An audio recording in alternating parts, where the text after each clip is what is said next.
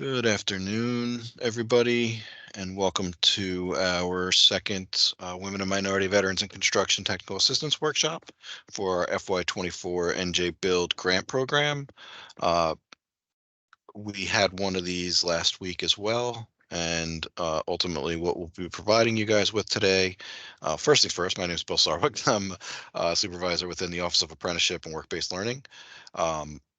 What we'll be providing you guys with today is some basic information about the Apprenticeship Office of Apprenticeship here in the state of New Jersey, some information about NJ Build and the program of women and minority veterans, the application process, how to register within our IGX database, and next steps. So while we're going through everything, please try and keep yourself muted so that we don't have any disruptions. If you have questions while we're going through the presentation, please feel free to add them to the chat and we will reference them at the end.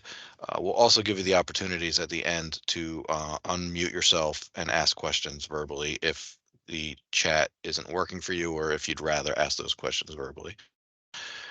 In the meantime, though, just know that we will provide you with a copy of the PowerPoint. We'll provide you with a frequently asked questions document, some other basic information on the grant, including notice of grant opportunity, and a recording of today's session so that you can share it with team members or other agencies that you might know of that might be interested. Um, if that's of interest to you. So that'll all be provided to you after the meeting. You'll probably get it within 24 to 48 hours from us. After the meeting, we have to get the recording posted to our YouTube page, which sometimes takes a little bit of time, but otherwise we'll get that out to you as soon as we can. So without further ado, let's get started and we'll move through our presentation. So in March of 2018, Governor Murphy announced the development of the New Jersey Office of Apprenticeship, which is and he also announced the creation of the New Jersey Apprenticeship Network. The New Jersey Office of Apprenticeship is housed within the New Jersey Department of Labor. The New Jersey Apprenticeship Network includes the Office of Apprenticeship as well as the United States Department of Labor Office of Apprenticeship and all other agencies that are providing any services related to registered apprenticeship. Our mission in New Jersey is is for the Office of Apprenticeship to work closely with USDOL and to serve as a one-stop shop for employers, nonprofits, secondary and post-secondary institutions that are interested in developing apprenticeship opportunities. We look to support new and expand on existing pre-apprenticeship and USDOL registered apprenticeship programs in New Jersey, establish pre-apprenticeship and apprenticeship programs in non-traditional high-growth sectors and occupations, and expand the New Jersey Apprenticeship Network to facilitate interactions between industry, educational institutions, training providers, and job seekers.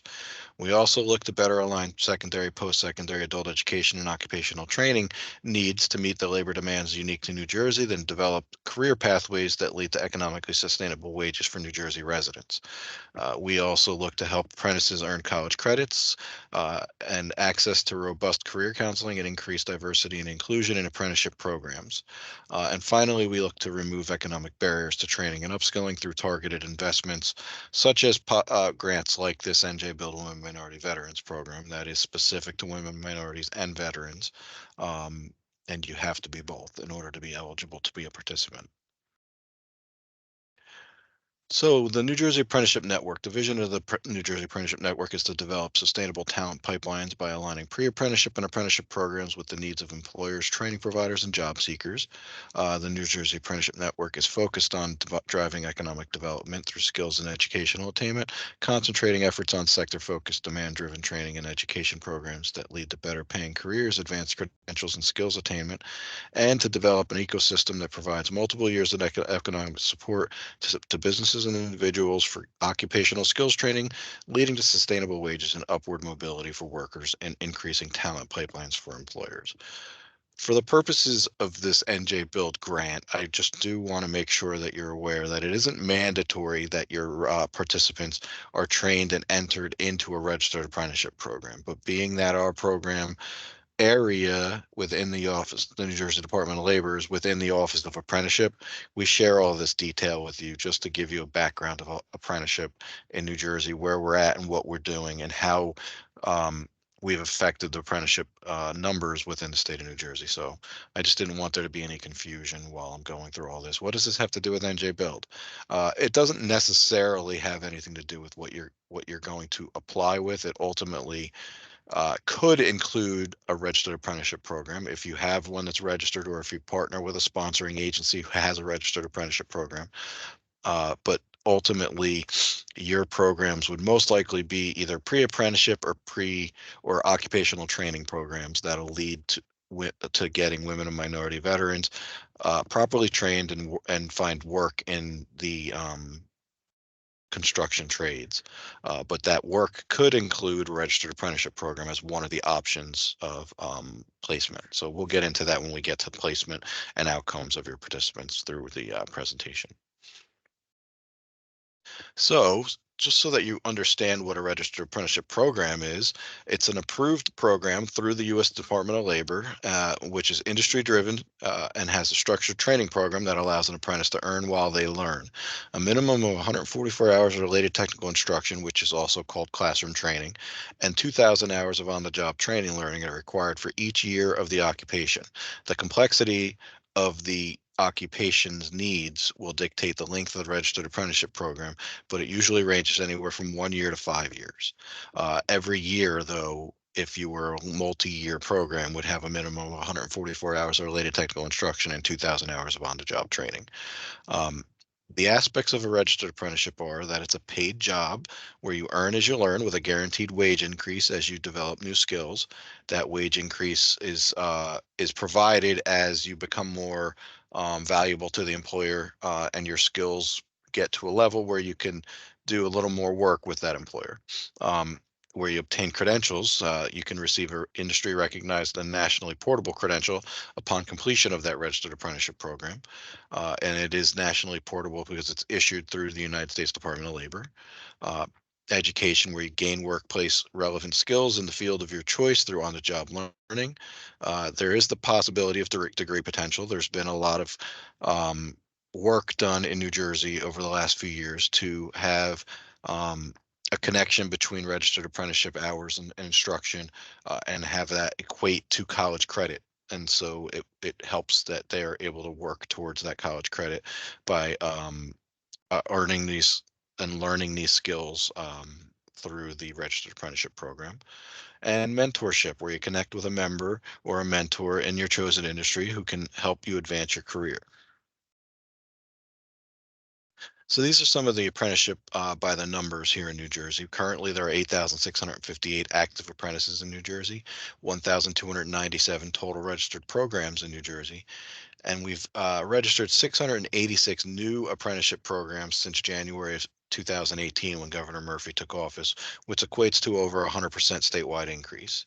We've hired 17,624 new apprentices and issued 8,943 industry recognized certifications of completion. Since the last quarter of 2017, just before Governor Murphy took office, total apprentices has increased by approximately 1,875 apprentices, which is the highest level in New Jersey since 2013 and equates to a 28% statewide net increase in active registered apprentices. So now I'm going to turn it over to my colleague, Lauren Kremper DiFilippo, who will speak more about NJ Build and the application process. Hey, so what is NJ Build, which stands for New Jersey Builders Utilization and Initiative for Labor Diversity? Funding for NJ Build is provided through the Annual Appropriations Act and PL 2009C335. NJ Build's designed to provide training opportunities for minorities and women in construction trades and construction related trades so that minorities and women can realize equal employment opportunity in public contracting. All state agencies are required to pay 1/2 of 1% of the total cost of construction contracts that are equal to or greater than $1 million to the NJ Build Fund immediately upon award of the contract. Program overview. The Women and Minority Veterans in Construction Trades Grant program will assist in providing greater employment opportunities for women and minority veterans who reside in New Jersey via pre-apprenticeship training, workforce readiness and employability training, and structured work experience, which will emphasize vocational-based training for entry-level skills in construction trades. What is pre-apprenticeship? Pre-apprenticeship programs provide participants with preparatory training and job exposure in order to better equip them for entry into a registered apprenticeship program. Programs usually consist of, but are not limited to, a combination of workforce readiness training, occupational training, and job exposure. The mission of the program is to create a pipeline of qualified individuals and enable them to transition into sustainable career pathways, drive economic development through skills and educational attainment, and present opportunities to women and minority veteran populations and remove barriers to training. The elements of pre-apprenticeship are an approved training and a curriculum, strategies for long-term success, access to appropriate support services with a one-stop connection, promote greater use of registered apprenticeship, meaningful hands-on training that does not displace paid employees, and facilitated entry and/or articulation. Please note that if applicable, applicants must have an established connection to at least one registered apprenticeship program or sponsor if that's in your program. So what we mean by that is if you are going to have registered apprenticeship as an outcome for your participants and you are going to use a pre-apprenticeship model, you must have a sponsor, a registered apprenticeship sponsor who is a partner of your application. You have to provide us with a letter of commitment or support stating that they are a registered apprenticeship program and that they're willing to accept some of your participants as registered apprentices upon completion of your pre-apprenticeship training program. Once again, it's not mandatory that you utilize a pre-apprenticeship model, but if you do, those are some of the things to take into consideration and some of the requirements of that type of a program. Just so you know, when we say approved training and curriculum, it's not approved by anybody specifically, but ultimately it would be approved by the apprenticeship program that you're going to be leading these individuals to. So if you were working with, let's say, the Carpenters Union, and you were going to prepare your participants in order to enter into the Carpenters Union, you would have a approved training and curriculum with them so that they are ensuring that your pre-apprenticeship program is going to lead these participants into a successful transition into their registered apprenticeship program. NJ Build aims to strengthen access to employment and training for women and minorities in the construction trades. Eligible participants include women and minority veterans interested in a career in the construction trades. They must be a female and/or minority veteran residing in New Jersey. They must have a legitimate interest in the construction industry and must be registered with a one-stop career center and, if eligible, be WIOA co-enrolled and offered appropriate services such as interviewing, skills, resume writing, career exploration, and/or supportive services. What is a veteran? As defined in 38 U.S.C. 101(2), the definition of a veteran is a person who served in the active military, naval, or air service and who was discharged or released therefrom under conditions other than dishonorable. A reservist or a member of the National Guard called to the federal active duty or disabled from a disease or injury incurred or aggravated in the line of duty or while in training. The deliverables. The following objectives have been established to achieve the goals of increasing opportunities for the employment of women and minority veterans in the construction industry and to address the building and construction industry's need for better prepared apprentices and journey persons. So, one, to recruit participants through active marketing, recruitment, and outreach strategies. Two, to provide job coaching and employment preparation to women and minority veterans. Three, to assist with job placement services, targeting employment in a USDOL registered apprenticeship program or other construction related employment paying no less than $16 per hour, or to obtain sustainable employment in any building and construction trades occupation, and five, to obtain sustainable employment in any ancillary occupations associated within the building and construction trades paying at least $16 per hour. So for clarity purposes, number three tells you the two outcomes that can be met are either entry into a registered apprenticeship program or employment and construction related employment that pays no less than $16 per hour. Construction related employment would be anything construction industry based. It can be ancillary occupations within those construction industries, but it has to be within the construction industry. If you get if they receive training through your program and then obtain employment in something other than the construction industry, it's not considered a positive outcome. Ultimately, we only consider positive outcomes those outcomes that are basically obtained based on the fact that they received this training. If I train you in construction and you get a job as a lift driver, that doesn't necessarily equate to why you got that job. You could have possibly gotten that job without the training. That doesn't count as an outcome, let's say. But ultimately, for clarification purposes, we do have that requirement that they enter into employment at minimally $16 per hour, and it has to be in the construction industry. Program outcomes. Participants must participate in all components of the program. Participants must be registered at the One Stop Career Center. You graduate a minimum of 75% of program participants from the training program.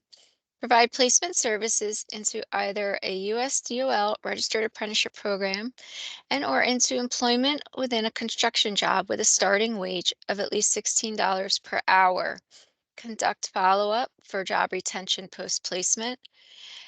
Participants earn a minimum of one industry valued credential and assist participants to acquire such documents such as a driver's license, state ID, birth certificate, etc. Some of your participants might not need to acquire some of these documents, but they might need to acquire other documentation. That would be something that we would want you to work towards and show that you would be working towards trying to help participants receive that in your application. It is mandatory that everybody receives at least one industry valued credential, so you'll want to make sure you include that within your application. And as we said earlier, a minimum of 75% of your participants who enter into the program have to complete your training program, which is the either occupational training or pre-apprenticeship training, and then be placed into an outcome of either registered apprenticeship or into employment at $16 an hour in the construction trades. Case management, supportive services, and job coaching. Applicants are required to provide the following services. Assessment of assessment of the program participants to determine if additional supportive services are needed. Provide ongoing case management services during the training program and after job placement, which is a minimum of 60 days for retention. Each participant must obtain at least one industry recognized credential and provide job coaching and job placement services linking participants to a USDOL approved registered apprenticeship program and or trade related employment. Note that grantees can include a needs-based stipend in your budget to enable participation.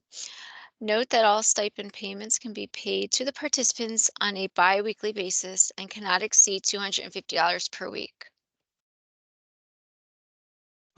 Also, for clarification on the stipends, it is mandatory that if you do issue stipends, that they are issued minimally biweekly. You can issue them more often than biweekly, but you cannot issue them uh, uh, more than biweekly. So it can't be once a month. It can't be every 3 weeks. It has to be minimally biweekly.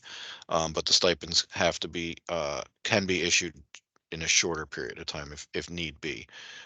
Ultimately, those stipends are not considered a wage, so the participants shouldn't be looking at it that way. It should be something that's being utilized in order to enhance the ability for your participants to participate in the program, whether it be to help them with things that they need in order to get there. So with transportation or with Childcare. childcare, stuff like that. But ultimately, the stipend should be there for those types of things. And in the end, it is really meant to ensure that your participants stay within your program while they're in the training aspects. Once they've completed the training, there should no longer be stipends issued because at that point you should be working towards placing them with employment. Funding and contract information. Funding for fiscal year 2024 is expected to be $2 million and is contingent upon availability of funds. The contract length will be 18 months. Competitive proposals will have a cost per head of a maximum of $15,000. Funding from this grant announcement shall be used to support training in the construction and building trades. Any construction craft, administrative support, and/or operational occupations are acceptable. This includes professional titles as well as skilled trades. Awarded applicants will have administrative responsibilities, including but not limited to the archiving of records, completing monthly reports, and/or attending required meetings. So when we say a maximum cost per head of $15,000, ultimately the best way to explain this will be how many people you're going to serve, multiply that by $15,000. That's the maximum allowable request for funding that you can have. You can request less than $15,000 per head, but you cannot ask for more than $15,000 per head. So, for example, if you say you're going to train 10 people, the maximum allowable grant amount that you can request is $150,000. If you ask for more than $150,000, you will most likely either lose points in your application, or we will request that you reduce it if you are funded. And are awarded. Ultimately, my suggestion to you is to try and keep your application under $15,000 per head and make sure that you concentrate on that. You would enter this information on your deliverables page within your application and within the cost, well, the schedules within your budget. That's something that you'll see once you get into the application, but ultimately those would be the places where those pieces of information will be found. Okay, the application process. Your proposal components, and these are all required documents, and all these required documents must be submitted in the IGX system. Applicant information, counties to serve, any previous funding, consortium partners and letters of commitment, deliverables, your activity plan, a statement of need, your organizational commitment and capacity, a training curriculum and schedule, a program sustainability plan, your tax clearance certificate, a past performance narrative if applicable, and a budget summary with details. The first steps if you're considering applying is first to ensure that you're an eligible entity to apply. And these page numbers correspond to the NGO, so you could check page 3. That your authorized official or your AO registers in Sage IGX, and that's on pages 5 through 6. Your authorized official submits a letter of intent via email, pages 6 and 11. NJDOL approves the authorized official in Sage and provides access to the application. You obtain your tax clearance certificate from the New Jersey Division of Taxation, page 8, and that you register with New Jersey Department of Treasury or NJ START. Couple things. If you've already registered with IGX in the past or you've used IGX, you do not have to re-register, but you would need to notify us in your letter of intent that you have registered already when you email the letter of intent in. That letter of intent, we're going to show you a, a basically a copy of what it looks like on this next slide, but you'll see that, and ultimately you fill out the information that is on it and provide it to the apprenticeship unit at dol.nj.gov email address, which is on the bottom of the letter of intent, so you'll see it. As far as the tax clearance certificate, if you are interested in applying for this grant, the tax clearance certificate has to be dated within 6 months of the due date of the application. So if you've already got a tax clearance certificate and it was dated last month, then you can use that for this application as well as being used in previous applications. If you've got a tax clearance certificate, but it's from last year and it's over 6 months old, then you need to reach out to the Division of Taxation and get a new tax clearance certificate from them. The tax clearance certificate is mandatory. We cannot allow your application to go to panel without it. So please work on getting that tax clearance certificate as soon as possible. I tell you right now that sometimes you can get it in 3 days and sometimes it takes you 3 weeks. I don't want you to wait till the last second and not be able to get it. So try and reach out to them and get that started as soon as possible. As far as NJ Start, it's not mandatory that you get your NJ Start stuff done prior to the application. It is mandatory that you would have to have it ready and set by the time that funding was issued. So you usually want to get started up front, make sure that you have it done. You may already be registered with NJ Start, and if you are, what we say is reach out to them, check and see if everything is active with them, and be ready to provide us with a vendor ID number so that we can utilize that to set up your account. Because what we do with the Department of Treasury is actually set up the account to where so that we can make payments to you if you receive funding. So it's an important process. Yeah, an in-depth look at the proposal. So your activity plan. This proposal is to include the specific objectives and your training plan, your timeline from recruitment to job placement and or enrollment in a registered apprenticeship, detailed outreach and recruitment plans, and post-placement follow-up plans and tracking for the 30-day and 60-day retention as required. Your statement of need is to specify construction needs in the region, demonstrate a need for placement and services for women and minority veteran populations, and your projected number of apprenticeship opportunities.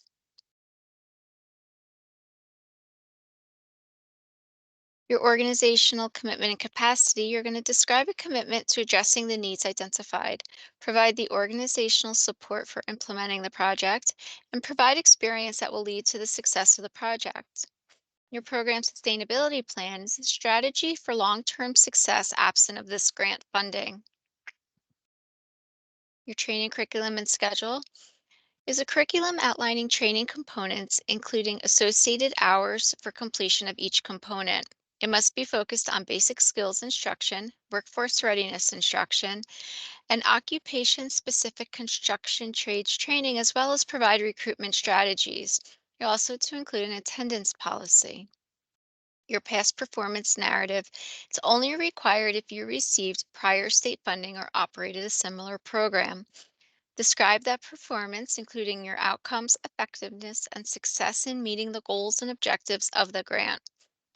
Applicants with prior unsatisfactory performance may not be funded with fiscal 24 NJ Build funding. Your evaluation criteria. Please note that all applications are considered new applications and will be evaluated based on quality, comprehensiveness, completeness, accuracy, and appropriateness to the NGO. This is a competitive process and applications are reviewed by a selection committee using a pre-established set of requirements. Now I'm going to turn it over to Bill to discuss IGX registration. So as I said earlier, for those of you who have utilized our IGX database in the past, you don't necessarily need to follow these first couple of slides in order to complete a new registration. But if you've never utilized the IGX database in the past and you need to register within that database, then you'll follow these pieces of instruction. You'll go to the https://njdol.intelligrants.com web address and click on New User under the login. When you click on new user, it'll pull up this new user registration form. You'll complete it and fill out all the information about yourself and your organization. And in the box called at the bottom, you'll enter women and minority veterans so that we can quickly find your application when you submit your application for approval. Once you click register, it will submit that to us, but it will not give you access to IGX right away. Once you submit your letter of intent to our unit, that will be the notification for us to go look for your registration. Once we get that letter of intent, we'll find your registration in the system, approve it, and then email you telling you that your registration has been approved as well as your application has been opened up for you to start completion. You can then go into the IGX database by clicking on this same registration login, putting in the username and password that you created when you registered as a new user registration. Or for those of you who've been registered in the past, enter the username and password that you've used in the past, click login, and that will bring you in to the database. That's what this page tells you to do. Once you've logged into the IGX database, it'll bring you to a dashboard page. On the right-hand side, you'll see a filter for My Opportunities. You'll click on that. That will open up the filter box. You'll enter New Jersey Department of Labor and Workforce Development in the provider and type in the words woman and hit search. When you do that, you'll see under My Opportunities, Women and Minority Veterans 2024 Application Round 1. You'll click on that hyperlink and that will create your application. Once you do that, you'll click Agree, saying that you are interested in applying for the grant, and that will bring you right into the application initially. If for some reason at that time you're not ready to complete your application or start filling out your application, you can go out and it'll be saved in your My Tasks section within the dashboard. So when you log back in the next time, you'll see it right under My Tasks. It'll start with build-WMV-FY 2024. You'll click on that name under My Tasks, and that will bring you right back into the application that you started so that you can complete it and get it finished and submit it to us. Once you're ready to start completing the application, though, you'll log into the application as I just showed you and told you how to do, and it'll bring you to this document landing page. You'll see on the left-hand side under forms, the application forms that you need to complete. These are all of them, as you see marked with the red box. Each one of them has a box next to it that's blank right now because they haven't been completed. If you complete them, there'll be a check mark in those boxes. If there's an error on the page, there'll be an exclamation point. That'll notify you that you need to go back to that page and make edits. For the most part, all of these pages are required pages to start and complete. The only pages that you may not have to complete are miscellaneous attachments page. And if your budget doesn't include non-personnel expenses, per cost or direct services, depending on how you budget out your money, you may have some of your budget pages that are not mandatory. But ultimately, otherwise, you'll have a check mark in each one of these boxes if you complete your application completely. You do not have to do it in order. You can do it in any order in which you wish. You can go back to pages and make edits to it. Ultimately, it's up to you how you want to complete it, but you will have save buttons on each one of the pages. We will provide you with a user guide when you submit your letter of intent and we give you access to the application. And that user guide will tell you all the steps necessary for you to complete in order to get your application finalized and submitted to us. Once you've completed filling out your application and you're ready to submit it, the first thing you'll want to do is scroll down in that same menu where you saw the application pages, and you'll find a section called Tools. Under Tools, you'll find a heading called Document Validation.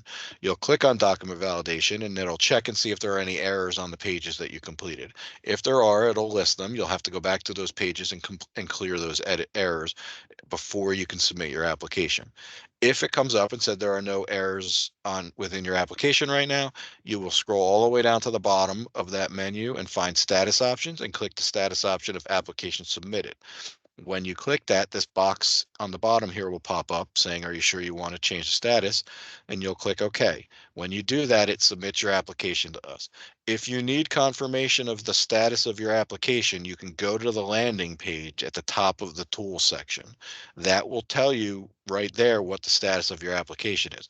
You can also reach out to us at apprenticeshipunit@dol.nj.gov, and we can tell you whether or not your application has been received on our side.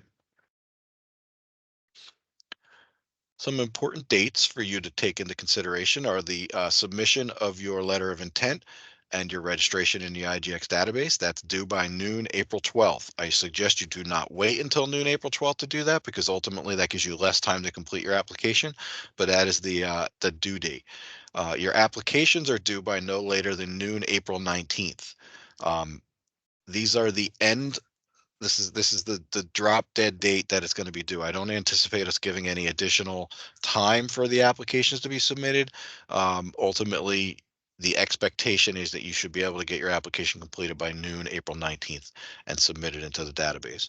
Upon those applications being submitted to us, we will then have a panel who reviews those applications and scores them. Those recommendations will then be created and it'll be submitted through executive review within our department for approval. If they're approved, we'll issue out funds to those who have been approved, and we'll issue out letters of determination notifying those who did not receive funding. That will all occur within about 45 days of that April 19th date. My expectation is that we'll probably have all that information out to you sometime towards the end of May, very beginning of June, with the expectation of a grant period, an 18-month grant period starting during the month of June for this grant program. I don't know whether it'll be June 1st or June 15th, but it'll be somewhere in that range.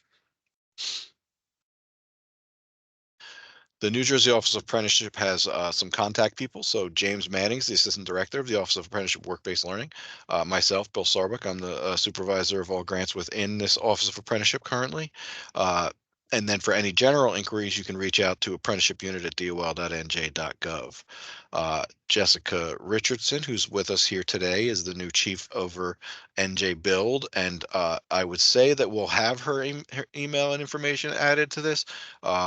At some point, but ultimately she's jessica.richardson@dol.nj.gov.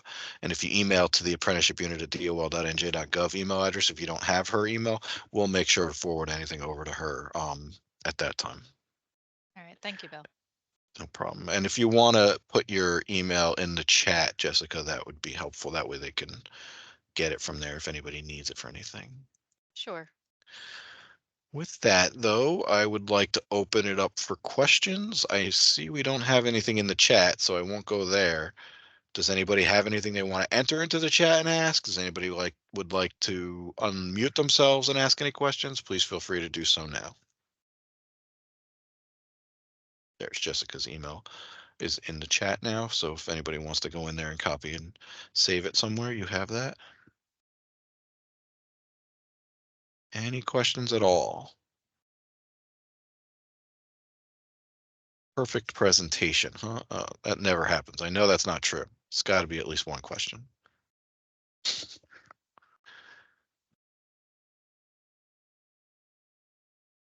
Well, just for some additional clarifications, your next steps from this meeting should be to really review and get comfortable with the information that's within the notice of grant opportunity.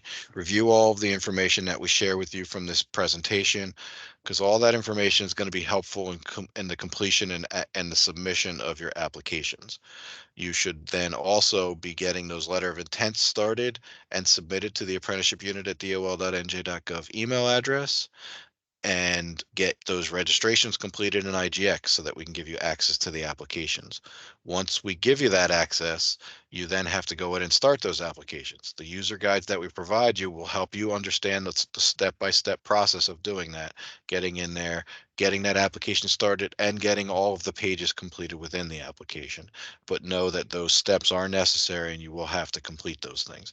And you'll have to do all of this by the due date of April 19th. So those would be the next steps. Obviously, like we said earlier, you should be reaching out to the Division of Taxation in order to get those letters, those tax clearance certificates if you need them, and reaching out to NJ Start and making sure that your vendor information is updated with Treasury. Other than that, if nobody has any questions, we'll get all of this detail out to you in the next 24 to 48 hours.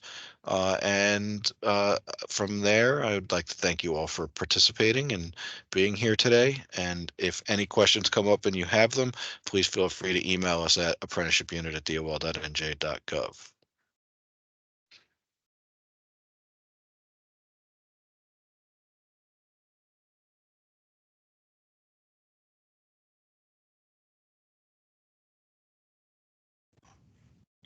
Thank you. Thank you. Take care. Bye-bye. Bye. Bye.